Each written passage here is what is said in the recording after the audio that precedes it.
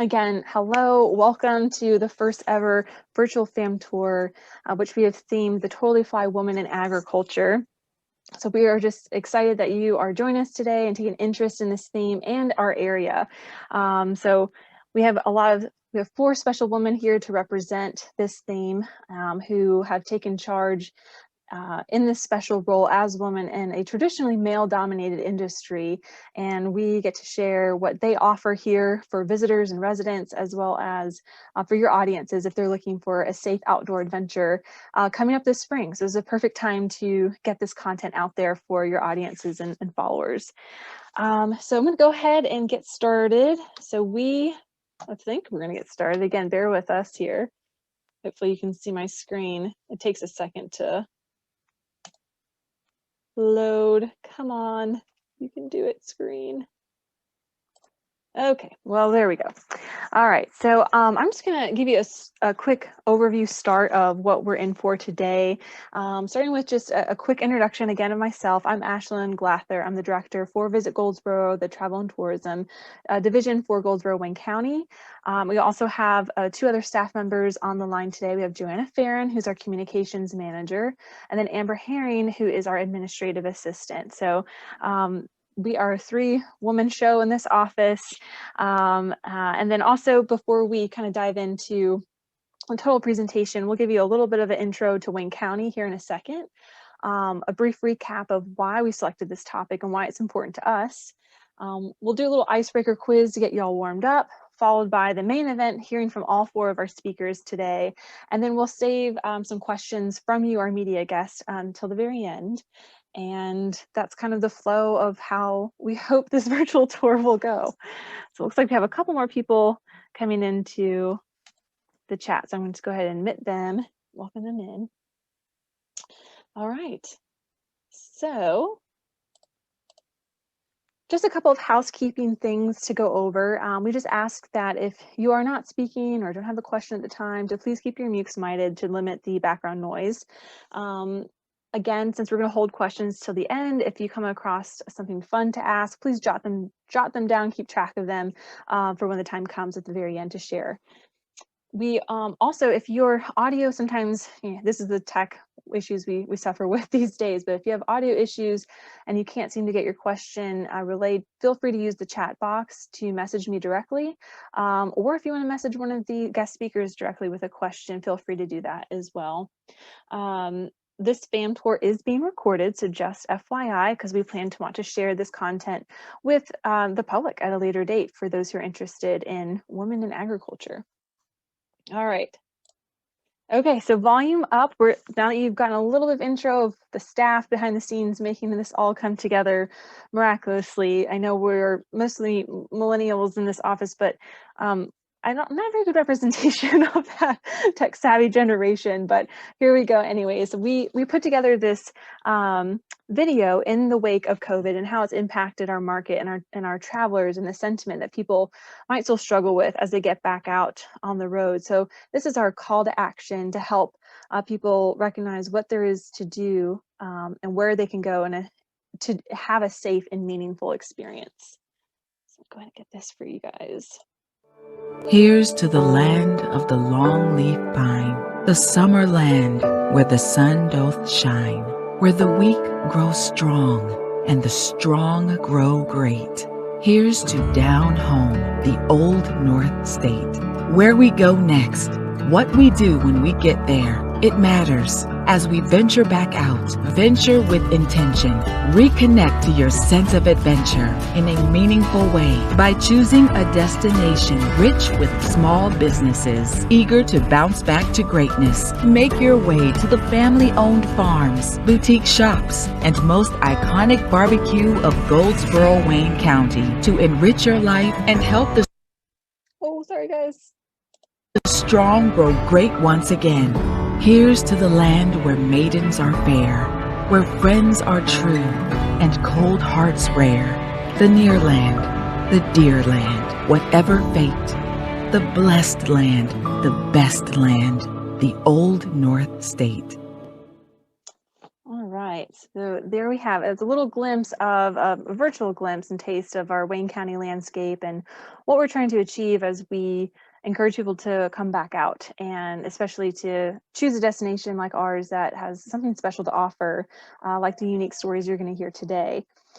So once again, so why this topic? So agriculture has been the leading industry for Wayne County since it was founded in the late 1700s. So today we're still ranked third in the state for agriculture income, which has been tremendous for our economy in these times that have been mostly difficult for a lot of economies across the world. So now though, as we're rethinking how do we reconnect with our media and share our story, we realize how important our outdoor offering really is. So it's not just about putting food on the table, but how people can reconnect with that sense of where their food come from. How does livestock play an intricate part of our society? And then on top of that, the women that have come into the scene in the recent decade have really helped change and put a special unique touch on the agribusiness and agriculture world. So we thought this would be a perfect way to share that unique story in which people can enjoy this perfect mix of adventure and education and in this open air space.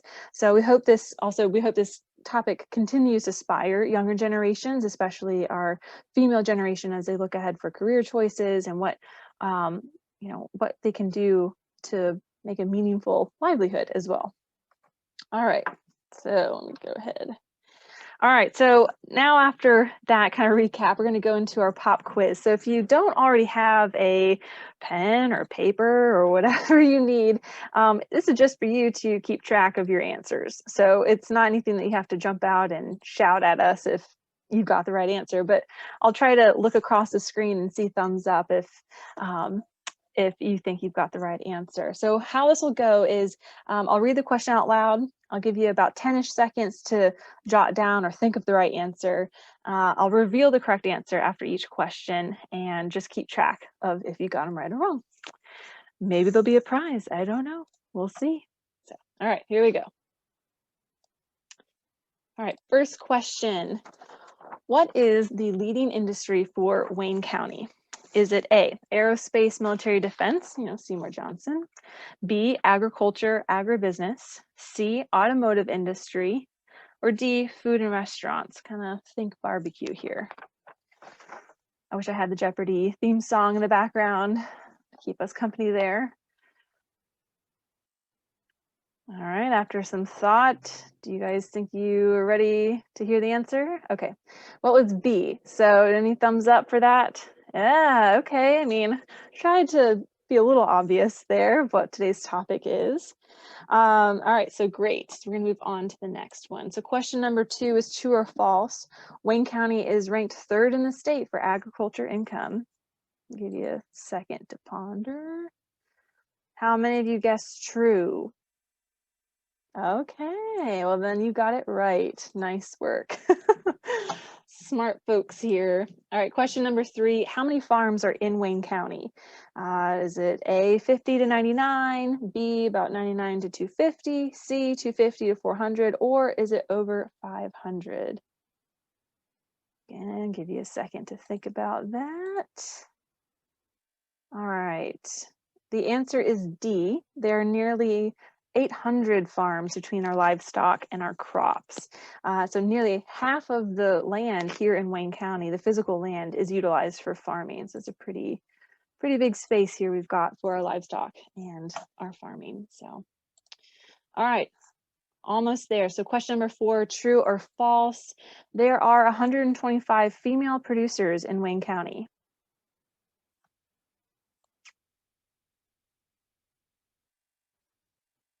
All right, how many of you guessed true?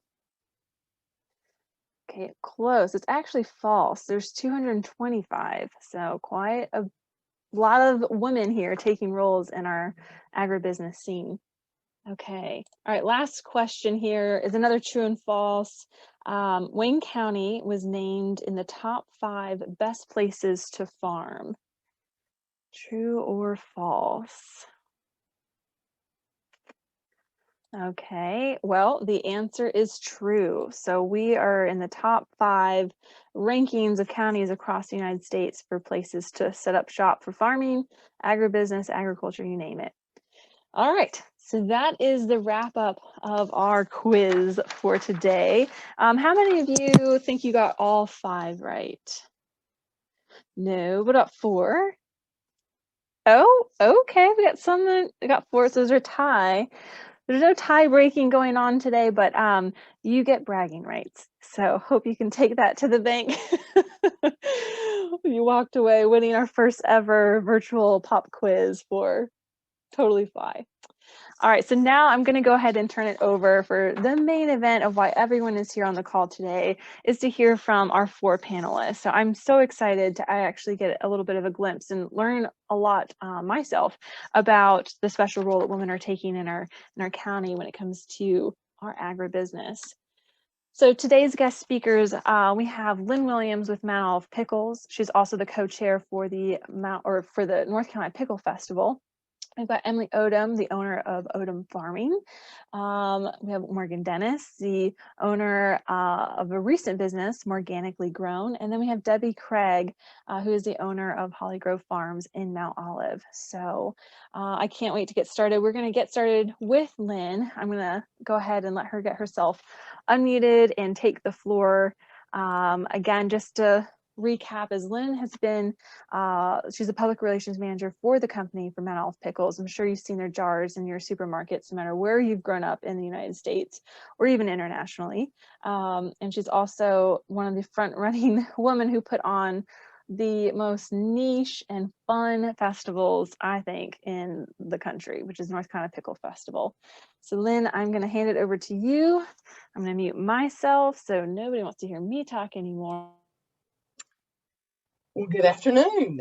It is really fun. This is my first virtual event like this too. So I've been looking forward to it. Yeah, I grew up in Mount Olive, and I'm in a unique position at Mount Olive Pickle Company. I've been able to be engaged over the years with community events and organizations as part of my role. So I really and truly have the most fun job at Mount Olive Pickle.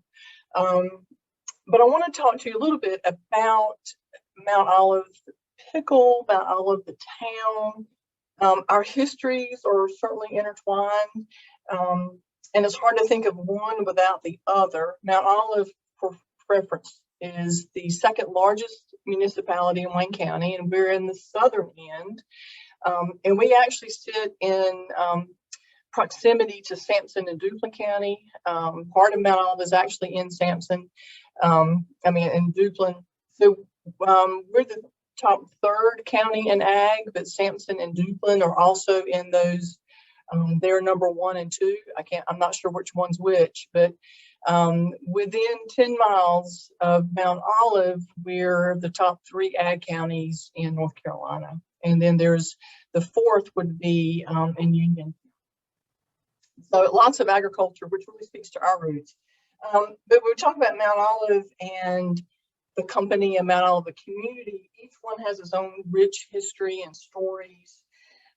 And Mount Olive, the town, is more than the sum of its pickles. But pickles definitely give it its own unique flavor. So I want to give you, in terms of connecting the pickles. So Mount Olive, the town, came first. It was laid out in the 1850s along the Wilmington to Weldon.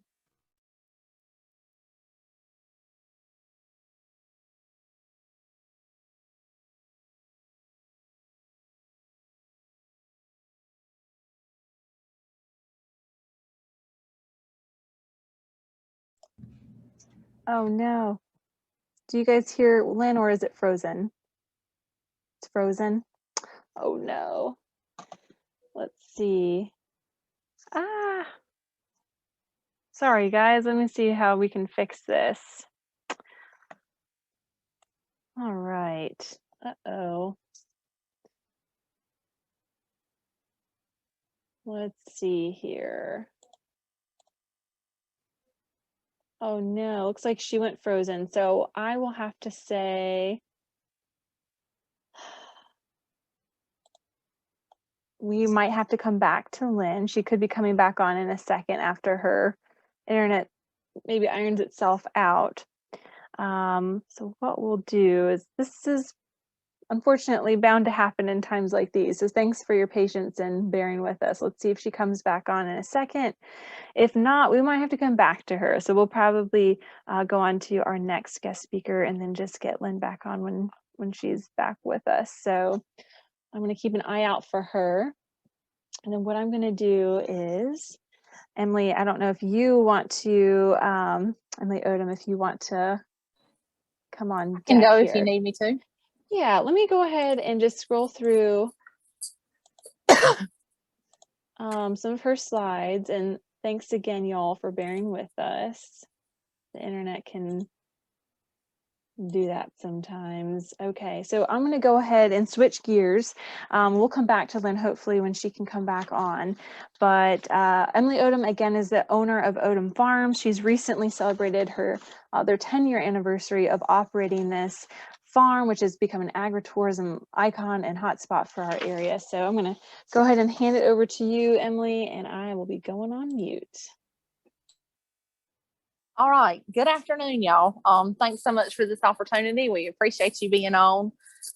Anytime I get to talk about the farm, I'm happy to do so. So hopefully I won't go. The last time I talked, I went 5 minutes over my time. So I'm really hoping this doesn't happen today. All righty. Like Ashlyn said, I'm Emily Odom. I'm the owner of Odom Farming Company, along with my husband, JR, and our 2 kids. We have a 12-year-old and an 8-year-old. And so we kind of consider us all, the whole family is the owner of the farm. All right, we can go to the next slide.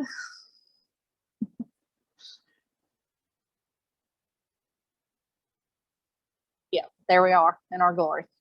We had this photo taken right after literally the same day that Hurricane Isaias came through. So we almost canceled it, but we decided to move on with it because that was such a fast moving storm. JR and I got married in 2006, and he was already farming. He did row crop farming, which is like soybeans and corn and cotton and that kind of thing. And then in 2008, I got laid off my job as for part of the recession. And I was just kind of having a really hard time finding stuff to do. And he come up with the idea. He's always coming up with weird ideas. We talked about fish for a while. We talked about all kinds of stuff. And he said, why don't we plant some strawberries, and we'll grow strawberries and you can sell them. So that's kind of how we got started. We planted our first strawberry crop in 2009. And that following spring, we were able to purchase his family farm from his family. It had been in the family since the 1940s. So some bank decided that we were a worthy risk and allowed us to purchase this farm, like I said, in 2010. And then that same fall, we did our first corn maze. So we've come a long way since then. We're going on 11 years now. And every time I think about it, I'm just surprised when I look back at pictures from our first year compared to, pictures we had last year.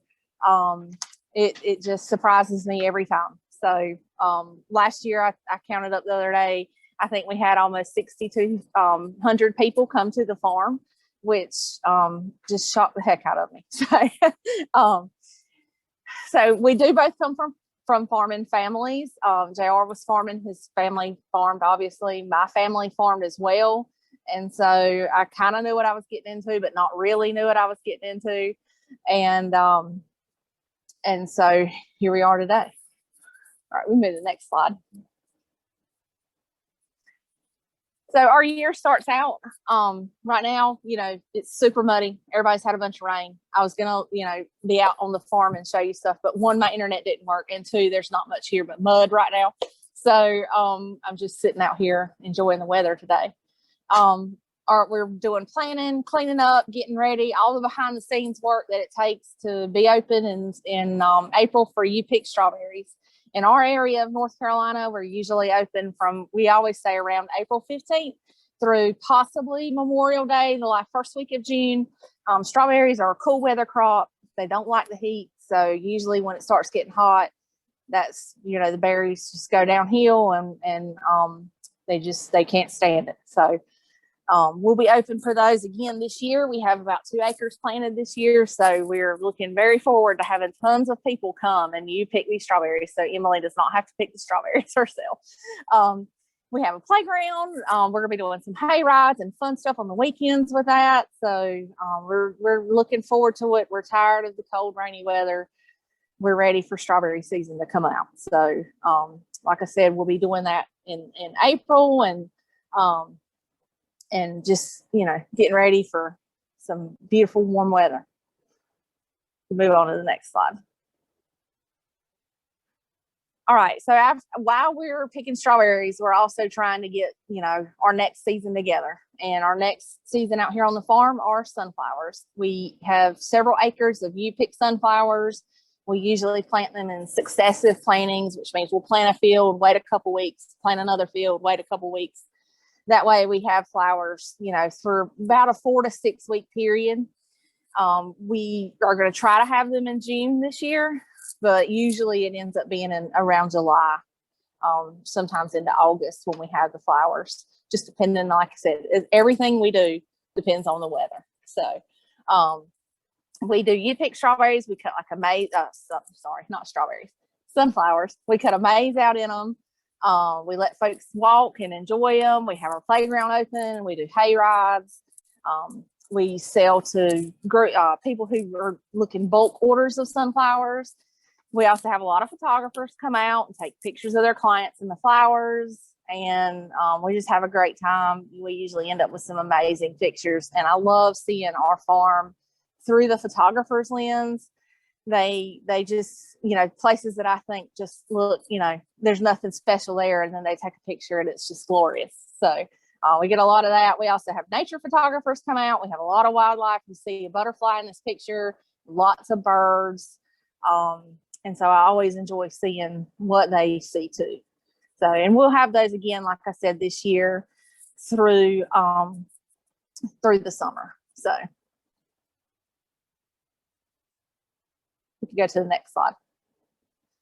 So then when we're done with the summer in September, we start our fall fun on the farm, and we just have all things fall fun related. So we've got bonfires, hay rides, corn maze, pumpkins, everything going on. Pumpkin chunking, which you see in the corner here is a slingshot. We sling pumpkins across the field, and it's a lot of fun.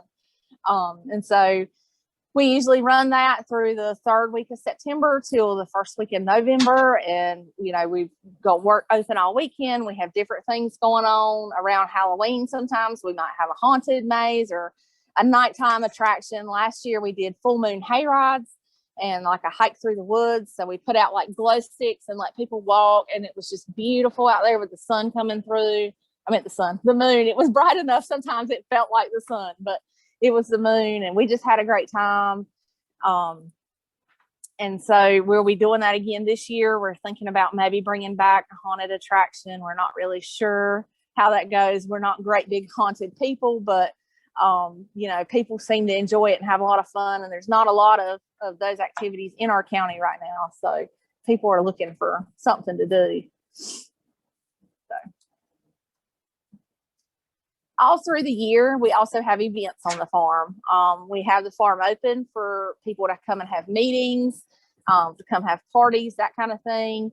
It's really kind of took off this year because we're an outside event venue, so you've got plenty of room to social distance. You know, you don't have to be quite as careful as you do in a closed up environment. So we've had several meetings and parties. We also do girls' night events out here. I call them hen parties.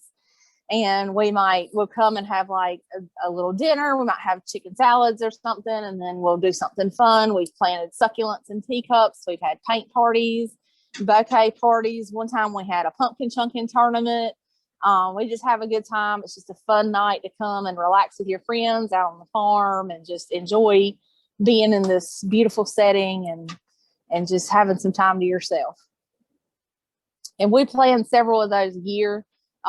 We do, you know, usually centered in the spring and the fall, obviously, because it just gets so warm and it's hard to plan around the weather in the summertime. I did try that last year. I had to reschedule it twice. So I think we decided to stick with that. We also do field trips on the farm all year long. We can schedule that anytime. Obviously, we have more of them in the spring and the fall than any other time. So we come out, kids come out, they get to play. We take them on a hayride. I'll read them a book. We teach them a little something about what's growing on the farm. They can pick flowers, or they can get a pumpkin or pick strawberries. We just have a great time. I just love seeing their reaction. We have farm animals out here. We have some donkeys and some goats and a cow, and they just love them. It's obviously the highlight of their trip to come out here and see them. So we have a great time. Coming up here in next couple of years, we're going to be offering you pick fruit through the summer. So we have blueberries planted, peaches, figs, persimmons, and apples. We're hoping to have those as you pick opportunities for folks to come out to the orchard and come pick.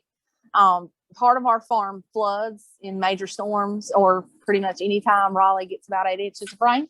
So we decided to utilize that land by planting these trees and bushes that can withstand those floodwaters on them. And so we turned that into that. So hopefully this year we might have some you pick blueberries, and probably year after that we'll have you pick peaches and some more tree fruits. So this year we opened up our river trail. It's a nature trail that we cut through our woodland down to the little river, and then back around through the swamp. So we're very excited about this. This is just the start of a lot of opportunities. We think that this is going to come up in our 5 to 10 year plan. So you can hike down it, you can fish down there, you can camp. We have camping opportunities. We usually do like an open camping weekend in the spring and the fall, where you can just register and bring your family out to come camp. And we have bonfires and have a good time. Just able to explore the farm and explore the woods and what's going on. We're really excited for this. We're hoping that eventually down the road we can build some camping platforms, possibly tree houses, and do river floats with kayaking down the river and that kind of thing. The little river is, a really pretty river. It's very clean, and it's pretty shallow. So it really works well for those kinds of activities. And on our river trail also, you get to see, when you come up the other way, during the Civil War, General Sherman camped right here near our farm, right, literally on the other side of the swamp. So there's some earthworks and stuff like that are in those woods that local legend tells us that they were built during that time. So it's also kind of fun to see that, to have that history element in that river trail as well. All right. Well, thank you so much for listening to me meander on about the farm. Here's our contact information. You can always get up with me through our email, odomfarmingcoinc@gmail.com. Our website is odomfarmingcompany.com. All of this stuff is listed there. You can find us on social media at OFCINC. And I'd love to hear from you. Awesome. Thanks, Emily, for guiding us through your history of the farm and what everything is offered at the farm throughout the year. I'm really excited about that little river trail. I think it's going to be pretty awesome. So I think we have Lynn back on, and I think all the IT issues seem to have gotten worked out. So I'm just going to kind of reverse and go back through the slides to get back to where we left off with her. So Lynn, if you are there, come on back. I'm gonna get you here, and I apologize. I have no idea what happened. All of a sudden you were there, and then everybody was gone. So I've never had that happen here at the office. So I got my fingers on IT. It only happens right in the middle. And I was on. All right, sorry, I'm going to get back to where we left off with you connecting to the pickles. I'm going back on mute. I'll hand it back over to you, Lynn. So I'll pick up where we left off. I'm just kind of looking at the dates and things. In 2020, Mount Olive celebrated its 150th anniversary. We got off our initial kickoff celebration on March 1st of 2020. Pickle Company in 2021. This year is our 95th anniversary. The Mount Olive Chambers 90th anniversary was last year. University of Mount Olive is on its 70th anniversary this year.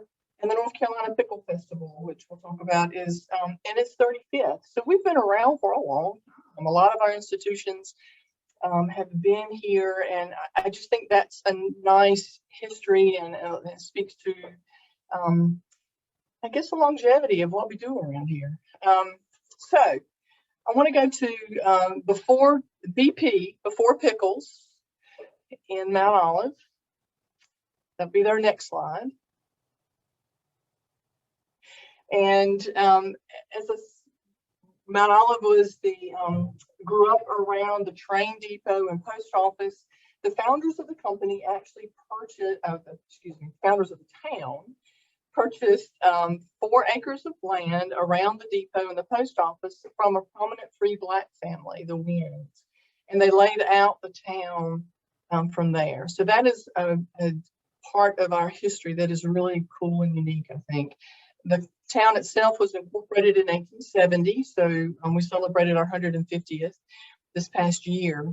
So what grew up was a prosperous village serving a broader agricultural area.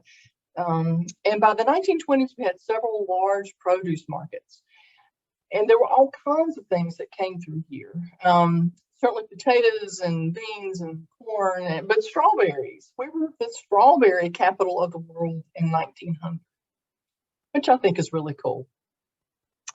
And so what we have today still are lovely turn of these century homes, and storefronts remain. We have these really lovely brick storefronts with a lot of architectural details. And thanks to actually a fire in the early 1900s that destroyed a lot of downtown, and the town fathers decreed that new construction downtown had to be made of brick. So we still have a lot of our original storefronts, which is really neat. So next slide. So that those produce markets really gave birth to the Pickle Company. Cucumbers grew really well around here, and they still do, but there wasn't much of a market for them. Farmers would bring their crops to town, and they would sell it to one of those produce markets, and it was shipped out to markets up north by train. Everything came and went in those days by train, but there just wasn't a source for the cucumbers. So business leaders in town recognized that if they could create a new market for farmers, that the whole town would benefit. So in 1926, they launched the Mount Olive Pickle Company for the purpose of packing and selling its own brands of pickles.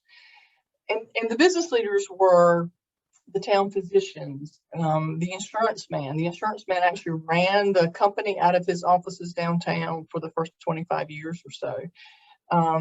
The produce brokers, prominent farmers, merchants. My favorite was the bank president. And at night after supper, the bank president and the other directors of the company would go down to the plant and glue labels on jars. Because in those early days, there wasn't a whole money enough to buy a labeling machine, much less to hire a man to run it. So very hands-on in the beginning, very modest. It was 1 acre of land, a 3,600 square foot building, and about $19,000 in capital to get the company started. Today, we are still privately held, the company, and we are the #1 brand of pickles, peppers, and relishes in the nation. Our shareholders are still mostly descendants of those original company founders back in the 1920s. So it's a really neat story. And because of those kinds of roots with the community, Mount Olive, the company, has really celebrated its roots with Mount Olive, the town. So next slide. So if you want to come to Mount Olive, there are a couple pickle related events that go figure. The first would be the North Carolina Pickle Festival, which is in its 35th year for 2021. It is always held the last full weekend of April. So for this year, it would be April 24th and 25th. We are in a virtual event this year. But I'll tell you a little bit about the festival overall. You know, we have thousands that come to our historic downtown Mount Olive. We have and it's part community festival, part street fair, and part family reunion is really what we're about. So there's a huge car show and tons of vendors and arts and 3 stages of live entertainment, a mascot race, which is always fun. And we've added a pickle eating contest, and of course all the free Mount Olive pickles you want to stand around and eat them for the day. So it's just a ton of events that pretty much inhabits all of downtown Mount Olive. For the festival main day on Saturday, we do have some events on Friday night that a glow run through downtown, the Cute Patch 5K, and we have a tour to Pickle bike ride. So it's a lot of fun on festival weekends. For the virtual event, we're going to launch a virtual pickle eating contest. So we'll see how that goes. We're doing a virtual Cute Patch 5K. We're doing an online recipe contest. We're going to do a drive-in movie for local folks on Friday night. And if we have bad weather, we'll just do it on Saturday night. So, we're doing the little things a little differently for this year, but I think like a lot of other things, once we kind of get some of this virtual stuff under our belts, we realize you can enrich the in-person experience through some virtual events too. So we're looking forward to that. So, and the Pickle Company is certainly a presenting sponsor of the festival, along with the town of Mount Olive and the University of Mount Olive. But actually, it's dozens of sponsors that bring the festival to life every year. And so we're always very grateful for that. And it was spearheaded by the Mount Olive Area Chamber of Commerce back in 1986. So the chamber and the festival has certainly had a very close association for many, many years. And I co-chair the festival with the chamber president, Julie Beck. So, and that's just a lot of fun in and of itself, let me just say. So our next big event in Mount Olive that's pickle related is the New Year's Eve Pickle Drop. And that actually got started at the turn of the millennium, when the company was the official pickle and pepper of the millennium in 1999. And we thought it would be a hoot to get some pictures of our company mascot, which was Mr. Crisp at the time, drop in a big old pool pickle in one of the brine tanks, and we just get some publicity pictures because we're dropping into the new millennium. And there were 8 of us at that first event, and including my husband and my 2 children, Mr. Walker and his wife, who was our president emeritus at the time. This was all his idea. The maintenance superintendent with a giant pool pickle on a rope, and the guy in the suit. And we did it at 7 o'clock because he had a New Year's Eve date that night. So, and from there it has grown. We did our 20th annual event in 2019. We had to move it to the University of Mount Olive, and that's probably going to be our new home. And we will go back there for 2021. We're so excited. But we have a couple thousand people who show up. We still do it at 7 o'clock because we realized a couple things. That one, that's if the world's time was officially kept at Greenwich Mean Time, that we could be official. We could sing Auld Lang Syne, and we can be home in bed long before midnight. And 2, if we were going to do something on New Year's Eve, nobody wanted to be up till midnight to do it. So 7 o'clock it is. And we drop a glowing green pickle into a perfectly preserved redwood pickle tank at the stroke of 7 o'clock midnight. We do a canned food drive this past year. We did a virtual event, and we did a virtual food drive. We raised over $10,000 for Food Bank of Central and Eastern North Carolina. We're very proud of that. And we've had a food drive every year associated with the pickle drop for actually since the beginning. So we're very fond of that, and it's just a lot of fun. Our event has been the top 10 quirkiest New Year's Eve events. We've made that list a couple times on TripAdvisor, and it's just a lot of fun. Lots of families, lots of older people who don't want to be up late at night either. And it's early enough that we can all go off to other events or go home and go to bed, which is usually what I do. So those are our big events typically in Mount Olive, but we do have others. We have our Black History Parade is probably one of the largest around, and that's actually coming up this coming weekend. But anyway, but those are the scheduled events. But if you just want to come hang out in Mount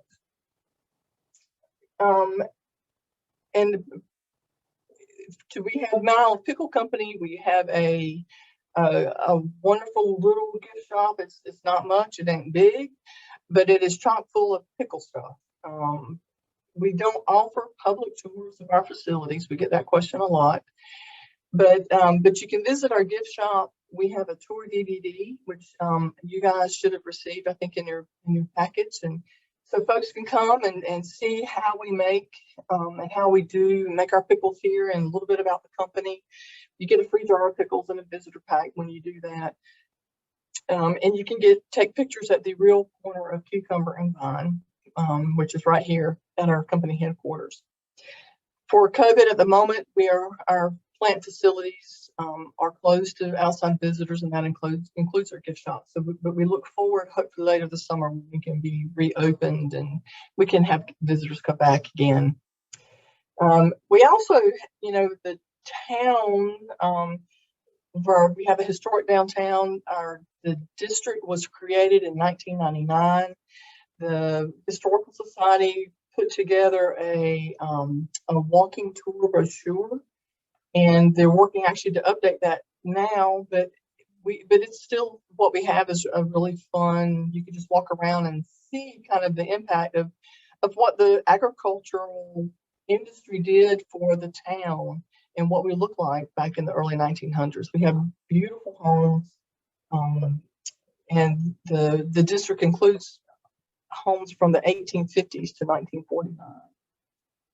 We also have the University of Mount Olive, which is a fabulous resource. It's a progressive liberal arts institution here in town. They have a wonderful athletics program. They have 22 different sports. We have the D2 baseball champions from 2007 from University of Mount Olive. So there are lots of athletic events as well as cultural events that are available to the general public here in the Mount Olive community, and it is awesome. And then last but not least is the Mount Olive. We all call it the Mount Olive Museum, but the official name is the David John Aaron Teaching and History Museum, and it's based in a historic house in downtown Mount Olive. And it's open on the second Sundays of the month, but they're also really good about, if you want to schedule an appointment, they're more than welcome to meet you. And we do have groups that will sometimes visit the gift shop for the tour DVD, and then coordinate a chance for them to also visit the museum. So those are some of the things, just of activities and things to do around town. We also have a beautiful park and a community-built playground. So you can always get into something around here. And then my next and last slide is the food. So we actually have we have homegrown pickles. We have the Homegrown University. We have our homegrown burgers. We are the home of Highway 55 Burger, Shakes, and Fries that are headquartered here. Southern Bank is actually headquartered here. We have 2 convenience store chains that's headquartered here. That's Handy Mart and Friendly Mart. So, and we also have our own brewery, R&R Brewing. And of course, they have a Pickletown lager, which, yes, is made from real pickles. So, but that's added a lot to our downtown, and with just lots of events. He's got things going on all the time, trivia night and axe throwing and live music and food trucks, and it's just a lot of fun. But then we also have our new coffee shop as well, Southern Grounds Coffee Shop, which is located in proximity to campus. And then we have restaurants. We have Ribeye Steakhouse. We have Rita's Pizza Village, Highway 55 Burger, Steaks, and Fries. And so anyway, it's a fun place to come. And it was a wonderful place to grow up. And that's it. I'll stop for now. Thank you. Thanks, Lynn. And it's always fun to hear about Mount Olive and its offerings. And I am still amazed that Mount Olive is a real place. I moved to Goldsboro 8 years ago, and I didn't realize that Mount Olive wasn't a jar in a grocery store. It was a physical, geographical place that you can go to, and it's pretty amazing. So I hope everyone gets a chance to go to their gift shop, take a picture at the corner of Cucumber and Vine. It's pretty cool. So, well, thanks, Lynn. And I'm going to go ahead and kind of scroll through again to the slide presentations to get to our next guest speaker, who is Miss Debbie Craig of Holly Grove Farm. So we're going to stick around the Mount Olive area where her farm is based, which is another fun and exciting thing to do, because I don't want to spoil it, but I'll let her get to her own story. But just let you know that Debbie Craig and Holly Grove Farm is one of only a handful of woman-owned farms and goat creameries in the United States. So without any more spoilers and further ado, I'm just gonna put myself on mute, and Miss Debbie, you just let me know when you want me to hit the slide button. All yours. Thank you. I'm Debbie Craig. I'm the owner of Holly Grove Farms. We've been in the area raising swine since 1994, but in 2004, we expanded our operation to include the goat dairy and creamery. What I'm going to do today is just take you on a virtual tour, and kind of in our area, everyone knows where the goat farm is because of our large coverall buildings. These buildings we use to house our goats. So that's one of the first things you're going to notice when you come down the road or pull in the driveway. You can switch the slide. The goats stay in here most of the time. They lounge in here and they eat their smorgasbord of hay, which is really the premise that we started to the dairy, was to utilize the hay that we make from our hog farms. Next slide. The goats are really curious creatures. When we started, we knew nothing about really raising goats. I'd been with livestock all my life, mainly cows and pigs, and wasn't too sure about this endeavor about going into the goat business, but they stole my heart. You can't help it. They'll come and greet you when you come in. Next slide. The hay, as I mentioned before, was what started it.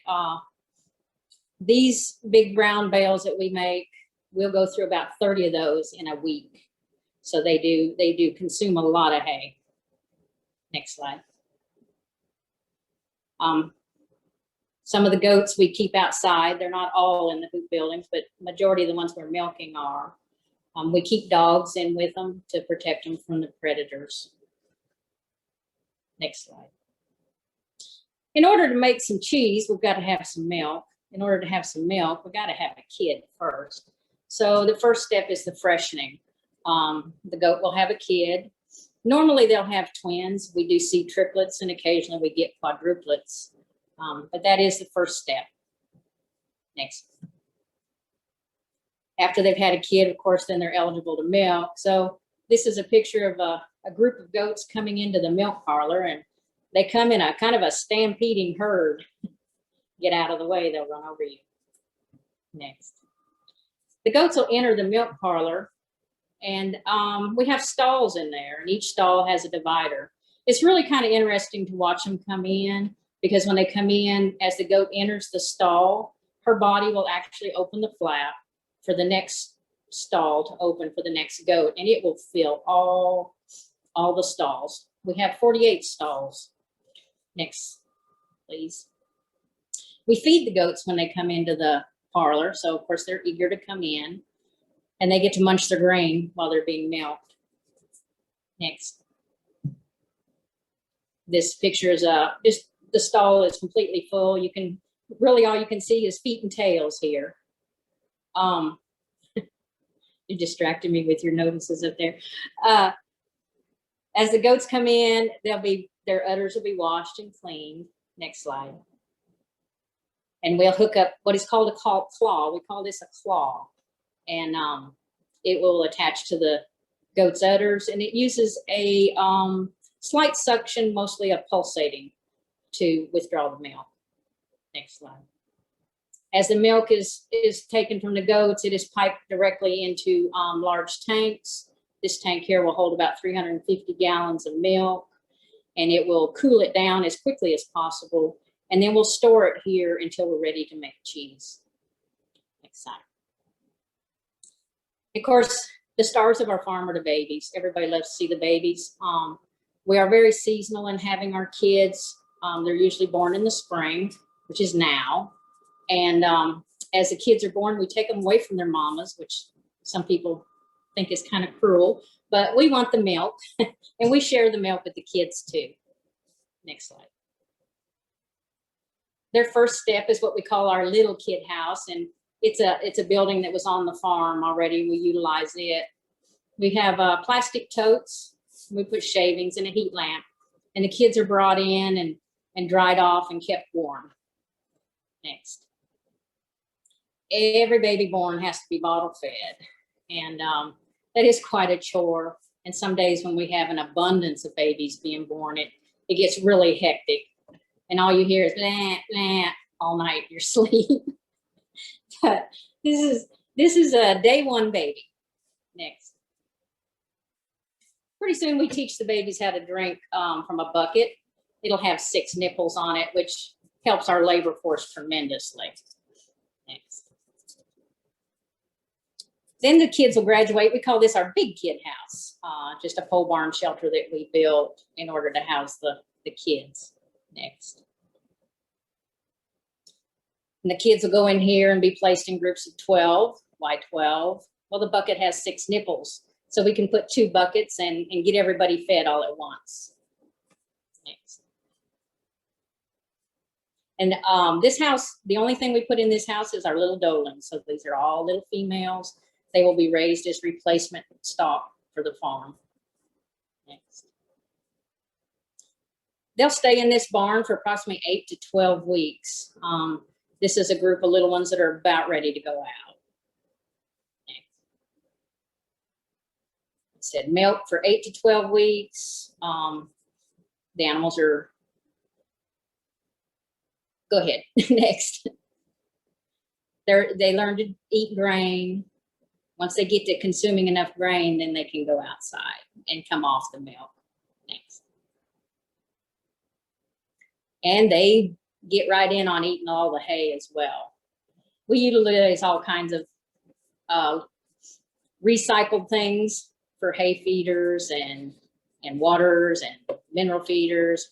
We try not to let anything go to waste. Next.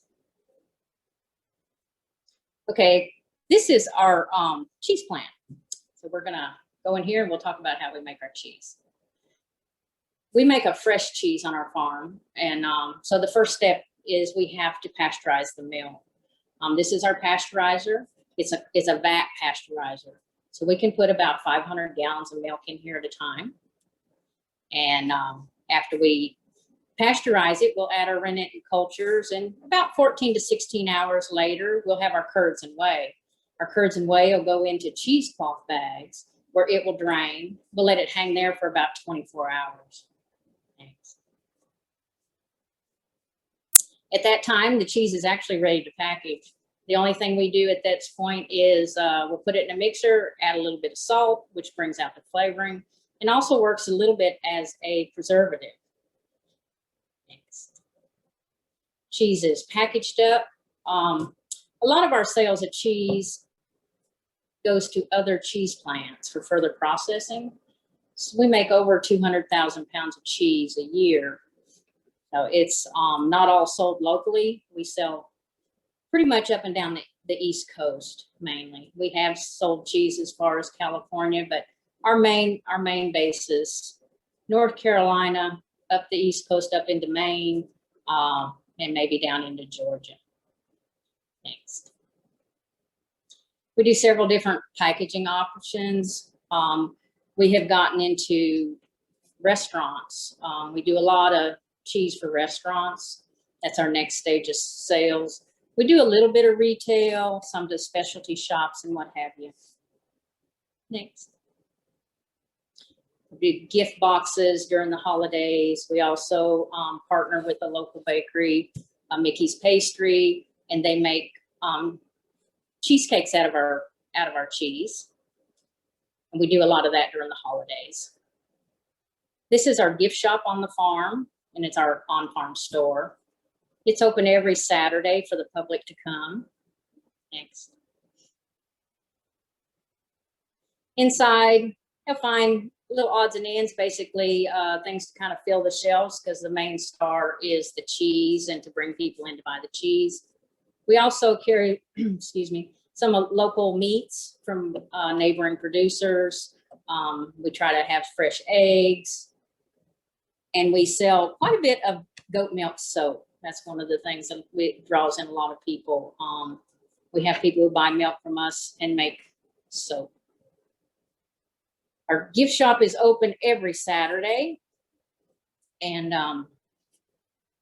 I really appreciate you giving me the opportunity to tell you about our farm. I hope you enjoyed your little tour. I also hope you enjoyed your sample of the cheeses that you received in the gift box, and hope you'll come see us sometime. Thank you. Thanks, Debbie. And I am officially hungry. I was just joking with the ladies yesterday when we were trying to test out our audio and whatnot, but I relate a lot to the goats and their baby kids. I was telling them I'm also pregnant and very hungry and could use any sort of food at the moment would be great. So, but I encourage you all to get back out there and go see the babies this spring and get some cheese while you're out there as well. So, thank you again, Debbie. And we're going to turn to our final guest speaker for the day, Morgan Dennis. So I'm going to go ahead and get her slides up and ready. But she doesn't have a full slide, actually. So she's going to be speaking from the heart. She's going to share her story, and I'll go ahead and turn it over to her. So welcome. Hi guys. Thank you. I'll keep it short and sweet, just because that made me hungry too. I'm kind of hungry now. But again, so my name's Morgan Dennis. I'm the owner of Organically Grown. I know you guys got like a little pamphlet in there that kind of gave you a little bit of a backstory of who I am and stuff. But I'm 24 years old. I'm originally from Ohio. I have a dog, I have a cat, I have a chameleon, and I have like 500 plants. So yeah, basically what I do within my business is propagating. That's what I focus on, which is like the multiplication of a plant species through the division, through different types of division. And I focus on like house plants, tropical plants, cactus. I have several different like mature plants that I use to make what I sell. So for example, I do have back here, this is like one of my mother plants. It's extremely long, pothos, and I've had it for years. What I do is like I'll take little cuttings from the bottom. Hopefully you can see me. I guess I can't really see myself. So can you see? Okay, yeah. So yeah, I take little cuttings like this, and I'll just put them in a jar, several jars. I've got hundreds of them, and I'll just put them in a jar. I'll wait until they have roots, and if you can see, I don't know if you can see. Can you guys see me big? Ashlyn, okay, good. Okay, yeah. So if you can see the roots. So yeah, once they have little roots, that takes a few days usually. I'll take them out of the water, and then they'll become a plant. So then it'll be potted in my soil, and that's what I sell. So I love to do that. That's what got me started. That's why I love that's my favorite part of what I do. So yeah, I grow them everywhere. Also, I grow them in my greenhouses. I grow them in my house. I grow them in the ground. I grow them under my carport. Literally wherever they will grow, that's where I put them. So yeah, I also have a website where I ship. That's kind of where I started through things, and I ship throughout the United States. And like prior to COVID, I sold a lot at like farmers markets, vendor shows, fairs, stuff like that. And they're kind of starting back up. Which is nice, kind of like how Lynn had mentioned. Eventually, hopefully things will be able to be more, more public. So yeah, and I really want to do this tour just kind of like to share my story, share what I do, and kind of like share how I've gained some of my knowledge, I guess. I don't have any formal education or anything. I literally just read a lot of books. I do a lot of research, a lot of trial and error, which I'm sure that all of you know about that trial and error. That's how we get a lot of our information. My hands are always dirty, so I'm always trying to figure out what's best. So yeah, and I don't know how personal you guys wanted me to get or whatever, but I do always like to share like my story about how I kind of got my love of plants. I bought a couple plants at a nursery one day, and I actually have one of those plants still. This was like, gosh, in 2015. This was like a tiny little baby, like this big, and I bought it, and it has since produced probably 200 babies that I have since sold, given away, whatever, done with. So it's definitely one of my mother plants that, you know, gives lots of babies. So yeah, anyway, when I went to that nursery and got those plants, I kind of knew what I was doing. I didn't really know what I was doing. I had worked with my mom in the garden before, and my school always did like you know, plant activities. But other than that, you know, I was never afraid to get my hands dirty. So I always enjoyed, you know, to be hands-on. As you can tell, I talk with my hands on. But yeah, so then in addition to getting those plants at the greenhouse, you know, I became like a frequent visitor. And then one day I came home to Ohio. Oh, thank you. I'm seeing the comments now. But one day I went home to Ohio. I reconnected with a lady that I had known from like my childhood, and I went to her house, and she had like hundreds of plants, and I was just amazed, and I fell in love. And she sent me home with a bunch of like little cuttings, a bunch of tips, a bunch of tricks, and I just fell in love. I thought it was the coolest thing. Everything she told me, it just all made sense, and it just felt like something, you know, I could do. Also at the time I was going through a bad breakup, and I just felt like I needed something to like throw myself into, you know, and the plants were there, and it was just awesome. That was it. The plants were it. And so I basically just like threw myself into the business. I threw myself into plants. I spent all my money. I spent all my time. I was working a 40+ hour job for an attorney at the time. And so when I wasn't there, I was just doing plants. So yeah, and I acquired, you know, 5, then 20, and then 50, and then 100, you know, and it just kind of went from there. And one day I had a friend at my house, and she tried to buy plants from me, and I was like, what are you talking about? These are mine. Like, you can't have these. And she was like, you need to sell these. She was like, they are beautiful. You know, I've never seen plants that look so good. So I was like, you know, that's kind of cool. That, you know, that's a good idea. So I found Etsy. I made an Etsy page. I posted plants, and immediately they sold, and I was just kind of shocked. I wasn't really sure how that happened or why that happened, but I thought it was really cool. So I went and bought boxes and bubble wrap and tape, and I was like, this is what we're going to do now. So that's kind of how I started shipping. So yeah, after that, I had the greenhouse built. I quit my job. Right as I quit my job, COVID happened. It was like within days. So I had to figure out, you know, kind of reinvent ways to get my plants to people. I was doing the shipping, but locally I wanted to still reach locals. So I opened up the greenhouse to the public, and I let people make appointments and come in and get plants and talk to me. And I really just focused on like building a customer base, building relationships with my customers. So COVID kind of gave me a good opportunity to form relationships with people. So that was good. So this spring, the greenhouse will be open to the public. You'll be able to book appointments so that you'll be able to still have me one-on-one. You'll be able to see the full inventory. You'll be able to come in and bring your plants that you already have. I'll help you repot them. And then when COVID guidelines change a little bit, I'll definitely have classes. So I'll do workshops where we make succulent arrangements, where we make cuttings, and then we put them in water, and then you see the whole entire process of propagating. And I plan to have a lot of workshops. I have a ton of ideas. I really just want to help everyone do, you know, what I do.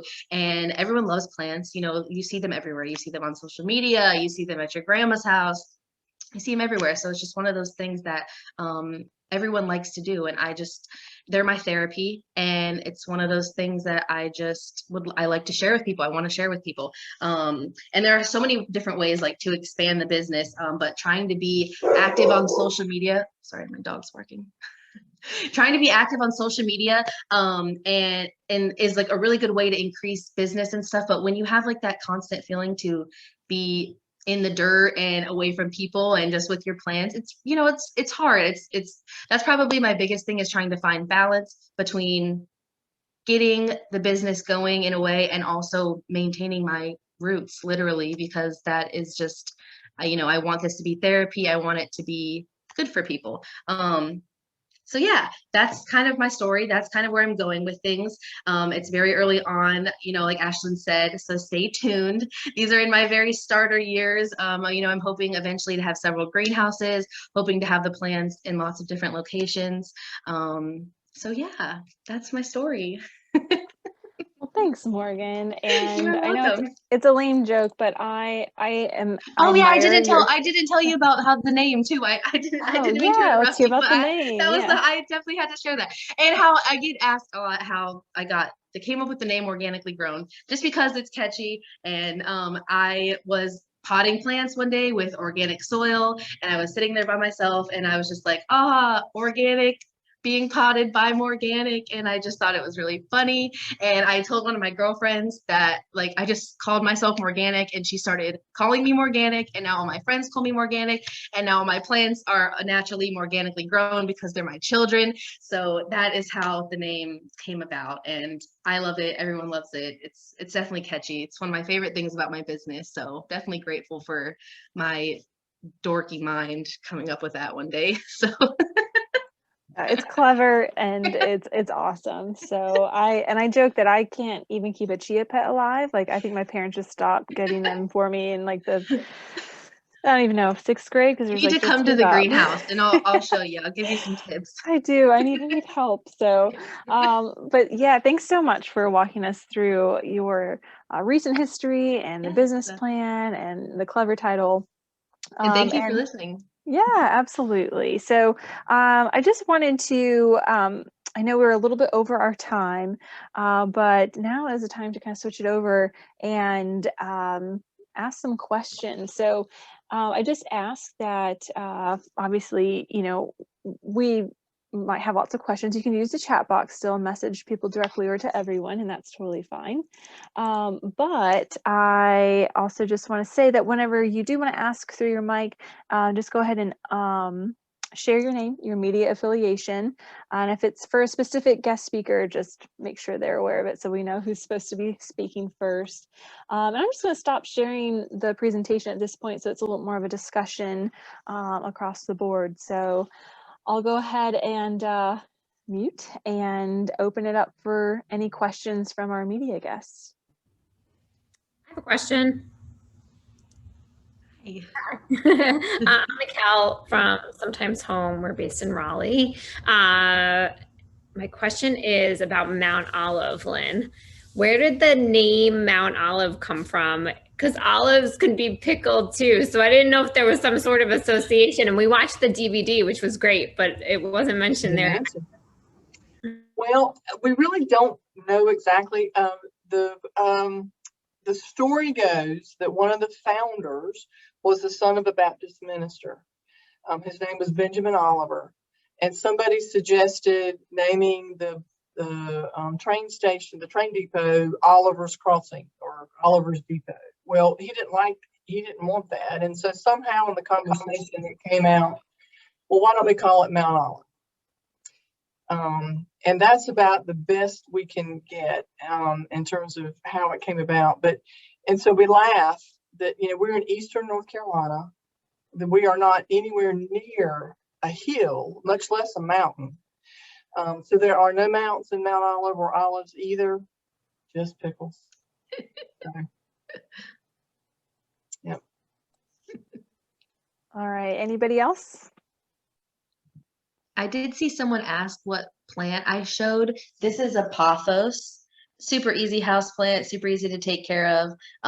It grows in low light, high light, wherever. I always have them. So if you're interested in one, let me know.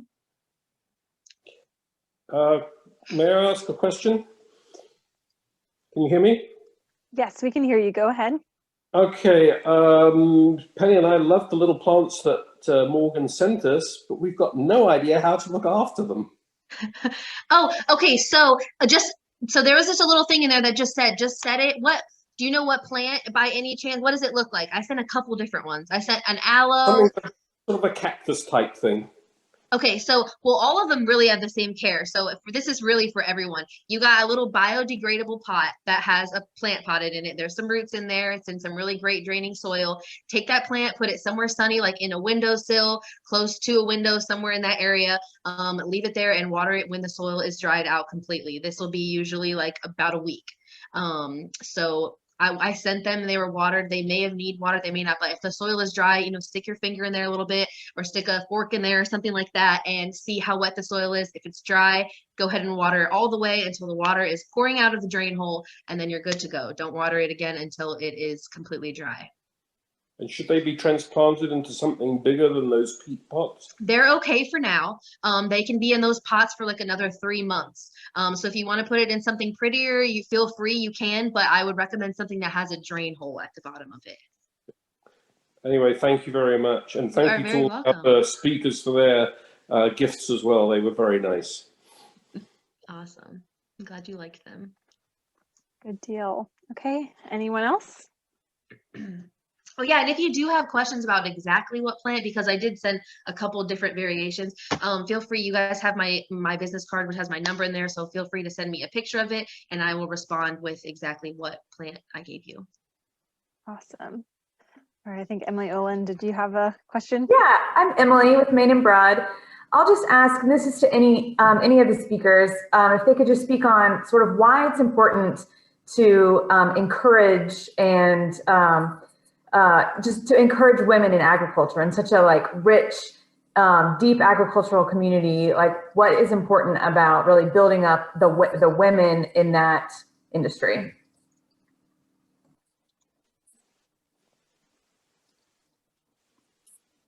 Well, I feel like representation is important. And I've shared the story in my little question and answer thing, but a lot of times when we have hay rides, I'm the one who's driving the tractor, and the kids see me get on that tractor and they think, oh my gosh, I can't believe you're going to drive it. And then when they see me drive it, they're just blown away. So I just think that, seeing us, building these businesses and doing what we're doing is great. It lets kids, little girls, know that, they can do anything, and they can do hard things, and they can get their hands dirty, and they can drive tractors, and they can milk goats, and they can plan festivals and grow plants. And so I think that, that's good all around. Does any one of our other guest speakers want to answer that question?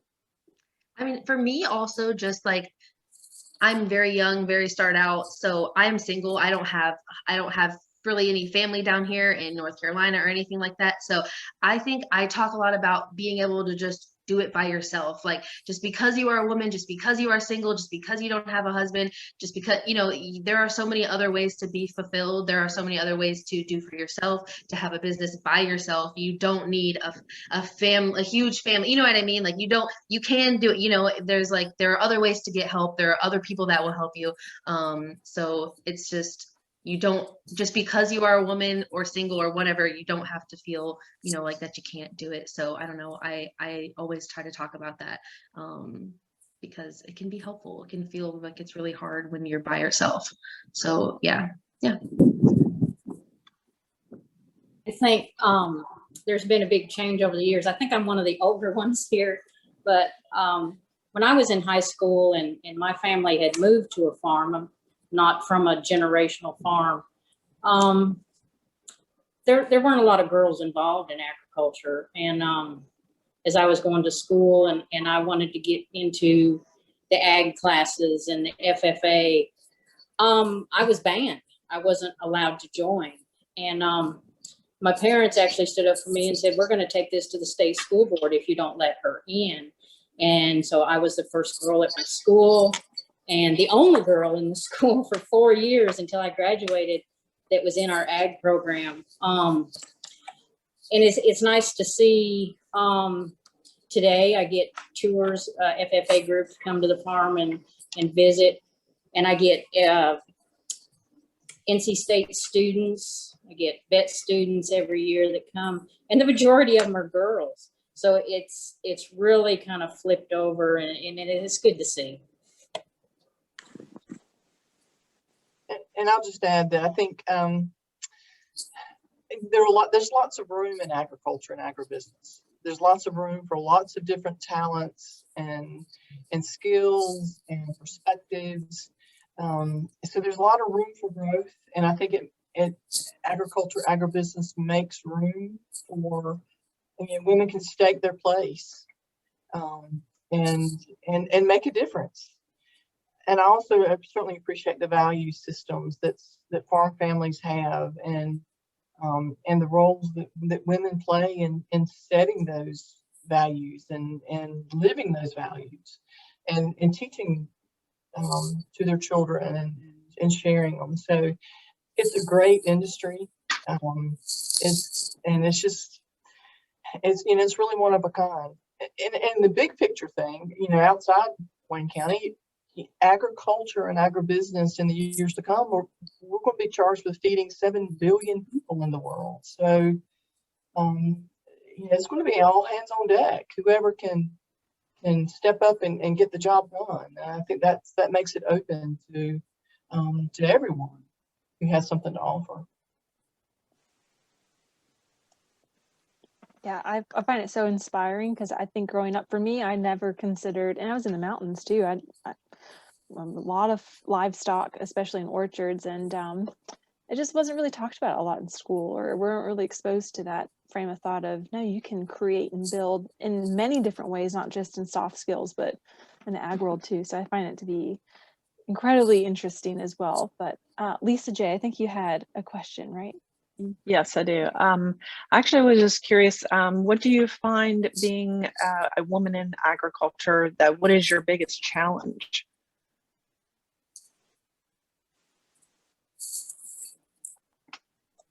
Emily, do you want to go first? I can. I know. It's like, oh no.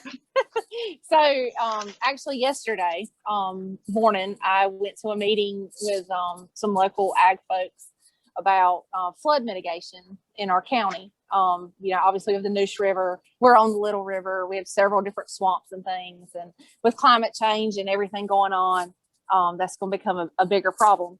So I was the only female there. That was not a speaker.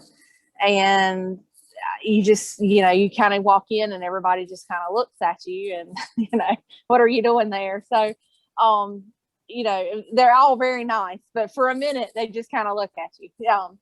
And so I just think sometimes being taken seriously that, I do run a business, and I do have, over 6,000 people come to my farm last year. And it's just because, I might come in with a Starbucks cup and some makeup on doesn't mean that I'm not there to be serious. And at that meeting as well, I was the first one to talk, and I would talk the whole time. And a lot of times when you open your mouth and you start talking, they're like, oh man, she knows what she's talking about. So I love getting that look. And, I think we've come a long way. I've noticed change just, in the 10 years we've been doing it. But we still got some ways to come. So, and I think it'll get better. And I think, more of us are out there and getting our voice out there and claiming it as who we are and what we're doing, then the better it'll get. Mm-hmm. Yeah. Being taken seriously is definitely, for me right now, the hardest challenge. I tried to set up a propane tank in the back of the greenhouse when I first built the greenhouse, and I called one of the gas companies, and a guy answered. It must have just been like his cell phone or whatever. And he was like, whose secretary are you? Who do you work for? And I was like, me, my business. I need a propane tank set up. And he was like, I'll call you back. Never heard from him again. And you know what I mean? It was just something, he just clearly didn't take me seriously. You know, it took a couple of times for me to find someone that was like that was going to listen to me, you know, and be like, this is what I need, and you need to come out and you need to pay attention to me, and you know, I need this done. So definitely getting taken seriously is a challenge. But like Emily said, the more of us that go into the industry, the better it will get. The more of our faces that are seen, the fact that, you know, we're women, it shouldn't be a surprise. That kids shouldn't be surprised when they see you on the tractor. You know what I mean? It should be normalized. So yeah, for sure. Yeah, you get that phone call and they ask for the owner of the business. Is Mr. Craig? Yes. Is Mr. Dennis there? Or is Dennis there? Because my last name is Dennis. Is Dennis there? This is Morgan.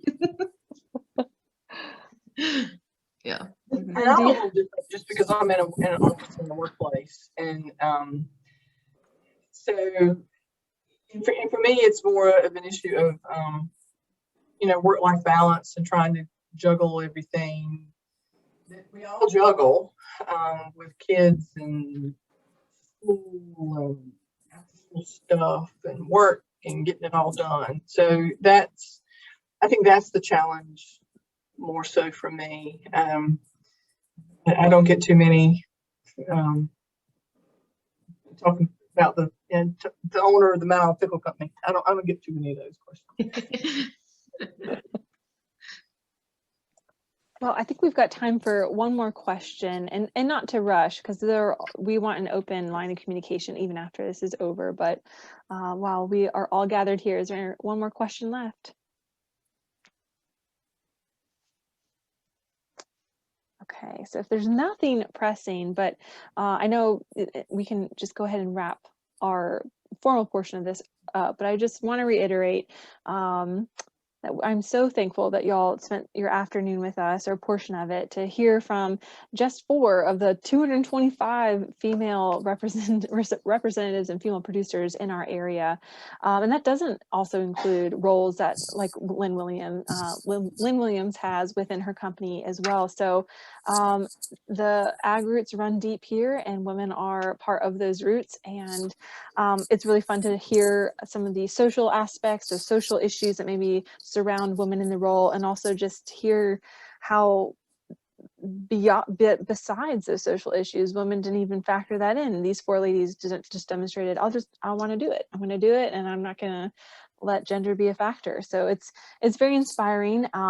I've learned a lot. I hope you have too. And you'll be hearing from us, from our office sometime tomorrow, with just sort of a couple of extra resources and links to help you with any sort of stories you want to write. And again, just putting you in contact with the guest speakers directly if you needed to follow up with anything specific. But it is a beautiful day. I hope it is beautiful wherever you guys are too. So we encourage you to get out there and get some fresh air. But thank you so much again for joining us. We really appreciate it.